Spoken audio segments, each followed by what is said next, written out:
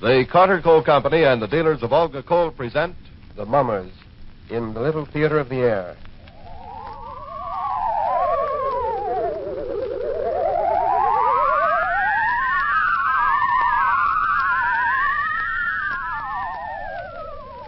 Good evening, ladies and gentlemen. Well, by now we're getting a bit used to winter. We're like soldiers in the middle of a campaign, growing hardened to discomfort and better able to take it, and looking with longing toward the day when the war is won and there'll be plenty of everything again, including that good Olga coal. But like good soldiers, we can't afford to let down now that victory is in sight. We must work harder than ever to get every bit of heat from the coal we get, make it go further and use less. We must figuratively tighten the belts on our coal bins and wade into old man winter with a little less fuel and a little more heat from every ton. That can help make Hitler's ghost walk, which brings me to the Hermit, who's ready with a ghost story for you right now.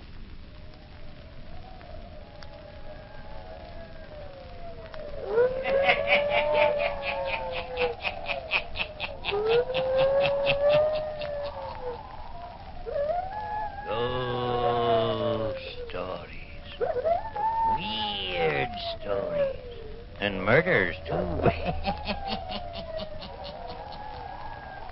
The Hermit knows of them all. Turn out your lights. Turn them out. Have you heard the story of Hanson's ghost? Then listen while the Hermit tells you the story.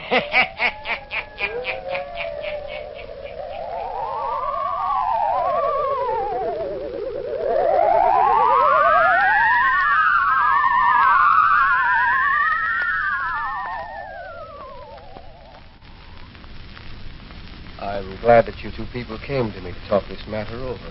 Well, we're glad, Dr. Thorndyke, that there is someone we can talk with before we go to see Uncle Hanson. I'm really all against going up to his old house. Marion feels it's because it was her father's last request before he died that she see him. Well, we decided to make the trip. I understand. We might as well tell Dr. Thorndyke the truth, Douglas. My father also said that Uncle Hanson has a great deal of money. He felt that it should be left to Douglas and me. You were the only rightful heir. Dad said that if Uncle Hanson knew us, got acquainted with us, he might come to his senses and leave some of it to us. You make us sound awfully mercenary, Mary. Well, it should belong to me. Uncle Hanson cheated my father out of part of the estate. Yes, I remember. You see, Mr. Randall, your wife's uncle and I went to medical school together. So Marion told me. Then, when we planned to leave New York and come to see him, I thought it best that we write to you first and find out about Uncle Hanson. I'm glad you did. Marion wrote to her uncle and never heard from him. I'm not surprised. So, here we are in Warhawk. And, Dr. Thorndyke, you said in your letter that Uncle Hanson was very queer, that you wouldn't advise us to stay at his house. True. So, before we go there, Douglas thought you should explain to us. Just what is wrong with him, Dr. Thorndyke? Well, first of all, no one in Warhawk ever goes to see him. Second, he lives in an old, bleak house that in itself has a grim past. Oh. Now, you may think I'm the one who is queer when I tell you this, but there is scarcely a person here who doesn't believe that the house is haunted. Some old superstition, Yes. But as far as I can see, it must have some truth to it. And Uncle Hanson lives there all alone? No. An old servant, a shy, crafty, almost demented-looking fellow lives there with him. I don't want to frighten you unnecessarily, but 2 years ago, I made a visit at the old house. You saw Uncle Hanson? Yes, at his request. You see, while your uncle and I were studying in medical school together, he had begun to show signs of strangeness. Yes? He was experimenting with a strange theory. He believed that he could recall from the dead the soul of some individual, and that the soul he recalled could return to the body of some person living in the present. Merciful heavens. Terrible, isn't it? The man must have been crazy then. Oh, he was very serious about it. But why work on such an inhuman theory? Because he felt that to return a soul from the dead was the only way of perpetuating life. If he could recall from the dead a soul that had passed beyond before its time, and could get it to live in another body, then the person could go on living. Preposterous. He claimed that someday he would prove it. He claimed that he himself would never die. where he would get some dead soul to occupy his body. And this way he might retain perpetual life. It's all pretty awful and muddled. To think that such a crazy man was my father's brother. As I started to tell you, 2 years ago, his old servant brought me a letter asking me to come that particular evening and see Dr. Hanson. I drove over to his house that night, walked to the door, rang the bell.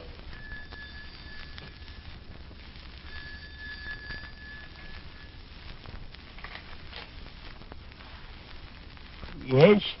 It's Dr. Thorndyke. I see. Come in.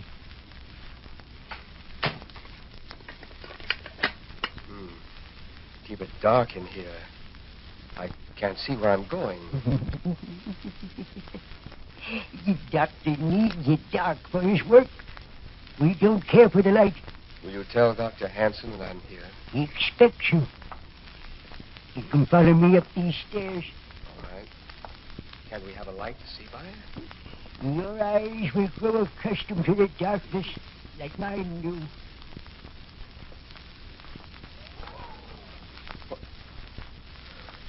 What was that sound? Did you hear it? I only heard it, but I felt as if some icy hand had reached out and touched my face, almost clawed at me.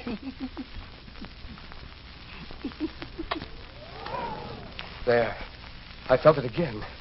Something touched my face again.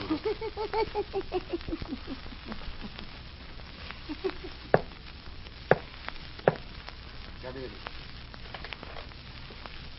Hello, Philip. So you came, Thorndyke. Yes. I sent for you to prove my theory to you, Dr. Thorndyke. Yes, Philip. And don't look at me as if you thought I was demented. I'm not crazy. I never thought you were demented. Only obsessed. Dr. Thorndyke was visited by one of the wandering spirits on the way upstairs. Really? Something cold brushed against my face, if that's what you mean. The spirits that roam this house were trying to be kind to you. Trying to get into your body. Trying to give you new life. You're lucky. So, you're still working on that old theory, are you? Working? I have it practically complete. Now listen, Philip, if this is what you called me over tonight for, I can't stay and listen. I have calls to make. You always scoffed at me, didn't you? Never believed I could do it. Why would you want to do it, Philip? I have found a young soul that died too soon. The spirit of a man who was stabbed by his own wife. What do you mean? In this very house. Yes, he lived here. We know. Don't we know, Thread? Yes, we know. A young man who was stabbed by his wife. She went to prison for it. I remember the story. But about the spirit of that man, I'm able to recall. You did not know. Philip, this is nonsense. I'm about ready to call that spirit forth and get it to take abode in my body. Philip Hanson, I won't stay here and listen to such balderdash. You know what it will mean to me? I shall never die. Never. For once I've recalled one spirit to come and live in my body, I can recall others. I'm leaving. Wait, not yet. I shall never die. I shall have years and years to use my money. No one will be able to take it from me. It shall be mine for years to come, long after you are dead. I have no desire to live beyond my time, Philip. But I have. I'm going. Now, wait. I shall show you my experiment. Then you can go if you wish. What do you have cooking in that kettle? And in these test tubes? The essence of spirits. Turn down all the lights, Thrill. Yes, sir. Now I shall pass my body through the fumes coming from the steaming kettle. I shall put the fumes all about myself. Watch. And to make no sound. Now.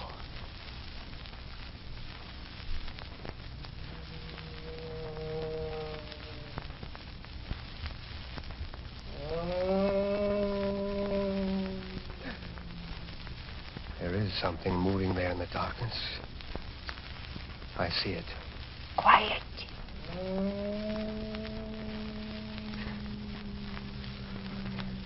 Where's the door? Let me out of here. I shan't stay another minute. Let me out of here.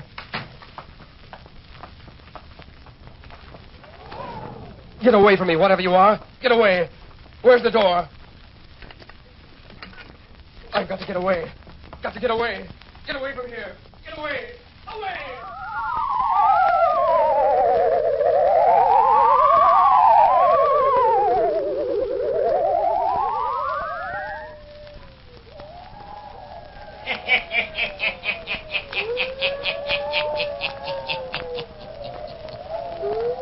Thorndyke flees from the house, frightened by the strange, weird things he has seen.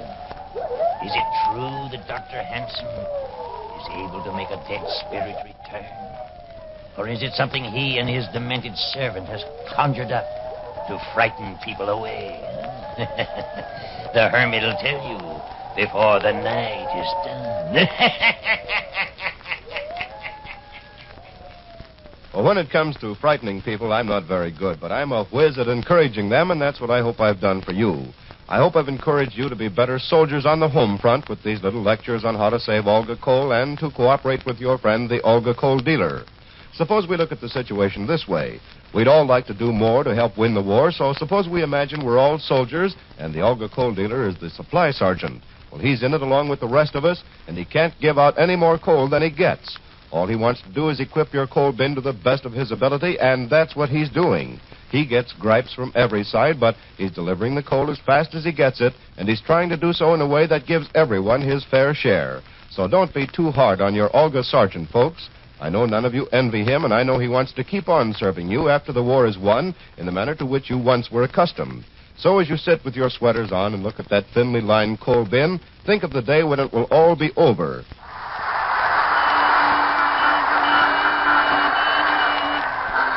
And you can once more take phone in hand and say, I want a whole bin full of that good Olga coal. That's right, the kind spelled O-L-G-A. Well, come on in, Hermit. You haven't even been here, and we've been telling ourselves stories.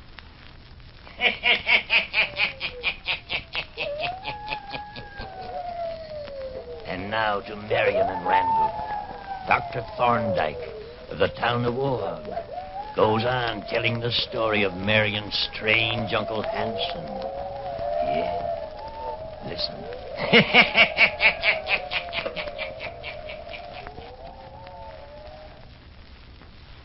I'm sure I ran out of that house yelling, I've got to get away. Oh, how horrible. Man is positively crazy. That's what I thought. But he did conjure up something. I saw it. It's unbelievable. I know it is. That's why I hated to tell the authorities. But I finally did ask them to go up there and investigate. What did they say? They saw him in the afternoon. They said he was sitting downstairs reading and acted perfectly normal. What do you think? So they reported that he was perfectly harmless. Merely a wealthy, eccentric old man who makes a study of dead spirits. Why didn't you ever write my father of your visit?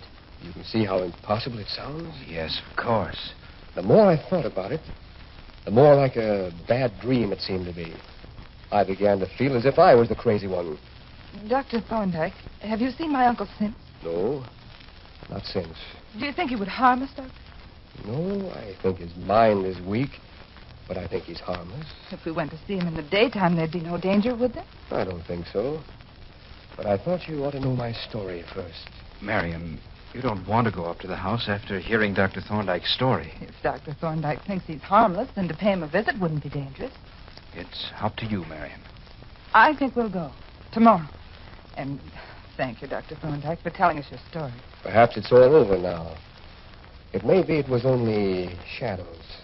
Natural shadows and natural sounds that I heard and saw in that old house. Yet it was such a weird experience. I shall never forget it.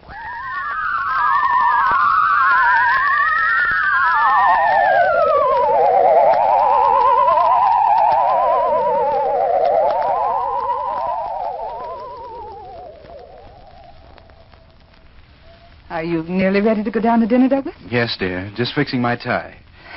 You know, the more I think about it, the more it seems as if it's Dr. Thorndyke who's demented. I know it. We've been visiting here 3 days at Uncle Hanson's, and I haven't seen him do one strange thing. Only this creaky old house gives me the jitters in the night. Oh, it's like all old houses. I could have sworn someone opened our door in the night and crept in. It's the story Thorndyke told. We're too much on our guard.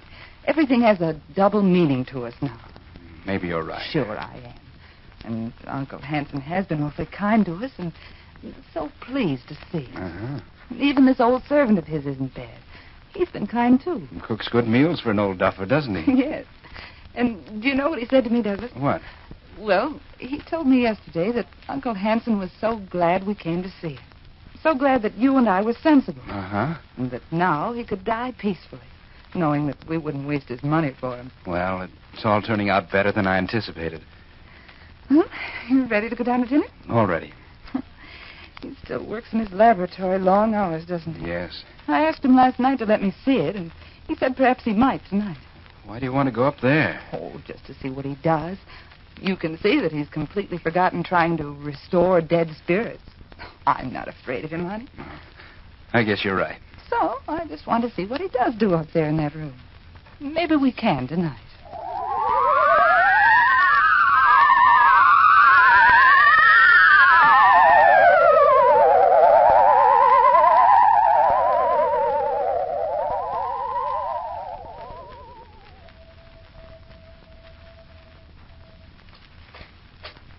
Listen. What was that? Marion, wake up. I thought I heard our door creak open. What, Douglas? Sure as anything, I thought I heard our door creak open. I was asleep. I didn't hear anything. If there were only electric lights in this house. Where's that darn candle? There was one on the bedside table. I can't find a thing groping around in this dark. You've got yourself upset from visiting Uncle's laboratory. But he did have the most queer-looking gadgets up there, didn't he? Yes. Now, if I can only find a match.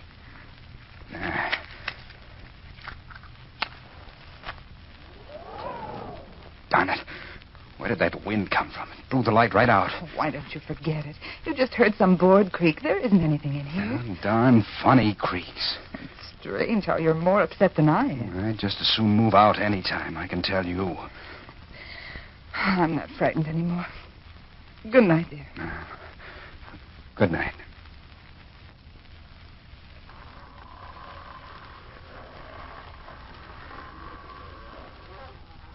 Now, what was that sound? Marion, something cold passed over my throat. Marion. Douglas, what is it? Get away from me. Marion. Douglas, there's something standing right over you. I can see it. Douglas! Oh, help! Don't move. This won't take long. It's Thrale. Thrale, what are you doing? Get away. Get away from here. Leave me alone if you know what's good for you. Get out of our room. I'm going to call my uncle. Get his hands off my throat. Get them off my throat. Help! Uncle Hanson, help! Help! Let go. Let go of me. Hey, stop. We won't need the dead spirit of Mr. Randall. The other one has come back. The other one has come back? Yes, come. All of you to my laboratory.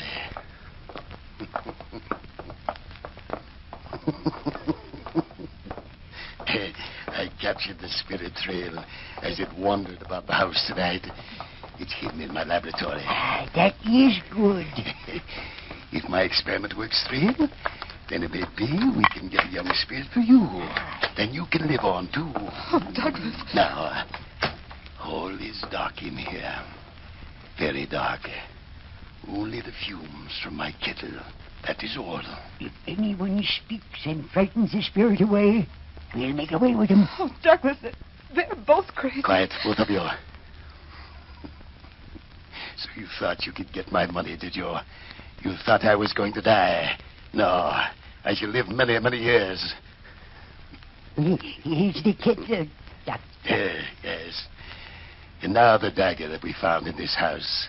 The dagger that was used to kill the dead spirit lurking in this room. Bring it to me. I'll stir the kettle with it.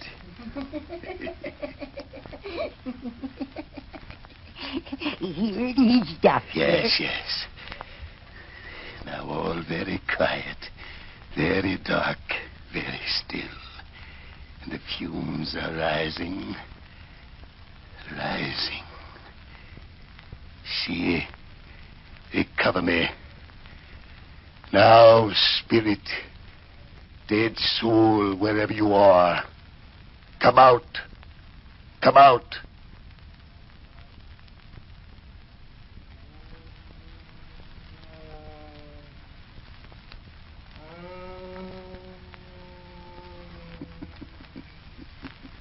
Spirit is here. Can you hear his voice? It's getting lighter. Can you see? Look. Over there. A shadow is taking form. Look. There is some light. It is approaching me.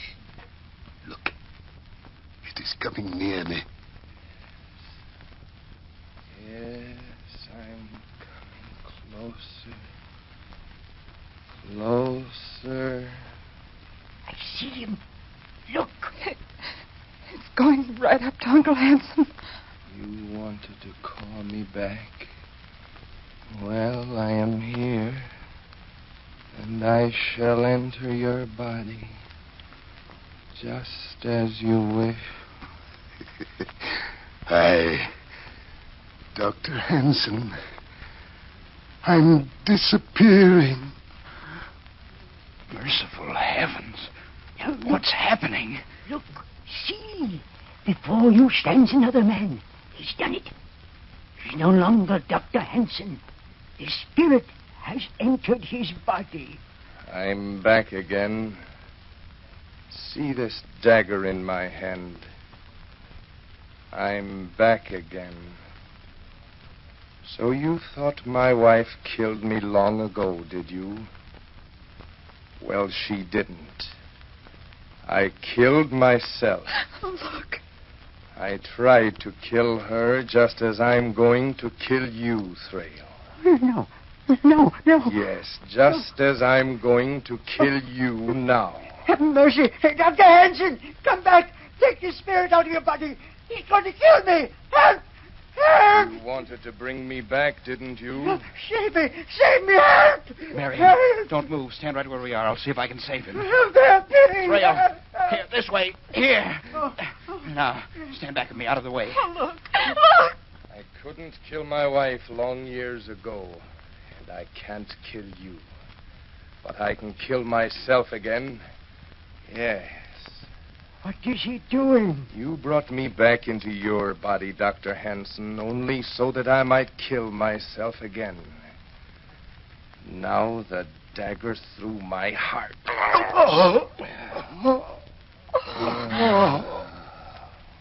He's killed himself. Here, let me light a candle so that I can see. Where's the candle? Here, Douglas. There. Oh, it's Uncle Hanson. Look, he's on the floor, dead. The dagger through his heart. Yes. The spirit returned and did the same act that it did when it was living. We didn't count on that. But, Douglas, it's only Uncle Hanson here. He's killed himself, and he tried to kill his servant. But we did hear another voice, didn't we? Of course you did. It was the spirit that wanders this house. And that Dr. Hanson tried to get into his own body. Oh, it's so terrible. But it didn't work. It didn't work like he thought. The spirit came back and did the same deed all over.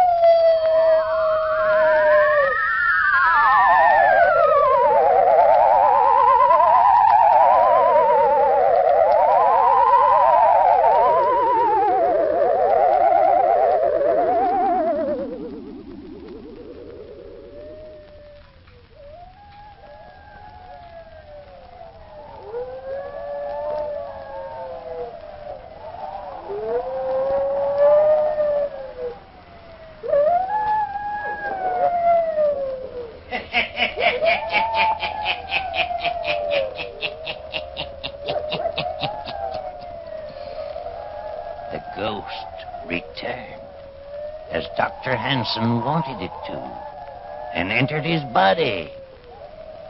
But it killed, just as it had when it was on Earth before. Yes.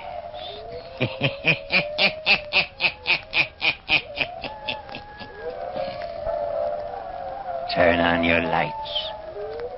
Turn them on.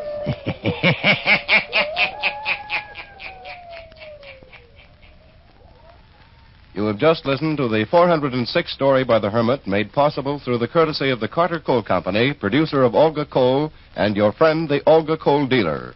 That word friend is full of meaning for you these days. The dictionary defines it as one who entertains for another such sentiments of esteem, respect, and affection that he seeks his society and welfare. Now, isn't that just about a perfect definition of the man who looks after your coal needs? I don't really have to tell you that you can trust your Olga dealer to look out for your interests. You know he appreciates your patronage and wants to keep you on his side. Sure, I know nowadays he can't always give you as much coal as you'd like, as promptly as you'd like it. He can't always even give you the kind of coal you'd like or the size you'd prefer. But you can count on him to do his best. In these war days, that's all anyone can do. So don't shop around for coal. That does no good, just causes a lot of confusion. And above all, don't get panicky about deliveries. After all, these shortages are never as bad as you think they'll be. You're still eating and wearing shoes and clothing, aren't you, in spite of what you've heard? Well, the chances are you'll not freeze either. And remember the reason for all the shortages. What you don't get is going to help those boys of yours and ours at the fighting fronts. By saving every bit of coal you can, you're doing your part on the home front. And remember, when you do order coal, ask for Olga Coal, spelled O-L-G-A, by name. Olga Coal is a good buy because of its smokeless, dustless, economical qualities, so keep on asking for it.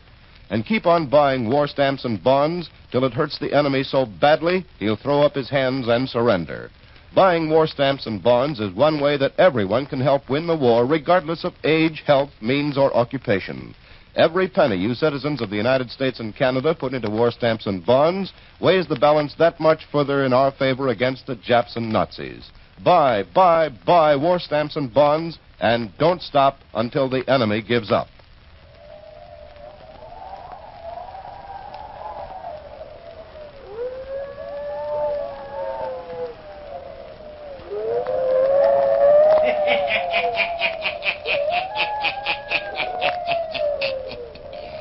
And the Hermit has more stories for you.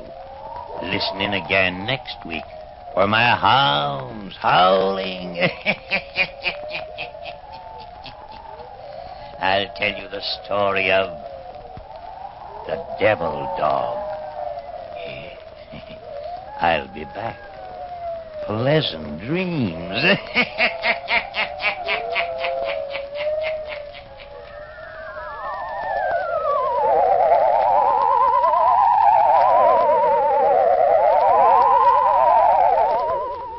All characters, places, and occurrences mentioned in the Hermit's Cave are fictitious, and similarity to persons, places, or occurrences is purely accidental. Jack Lellman speaking.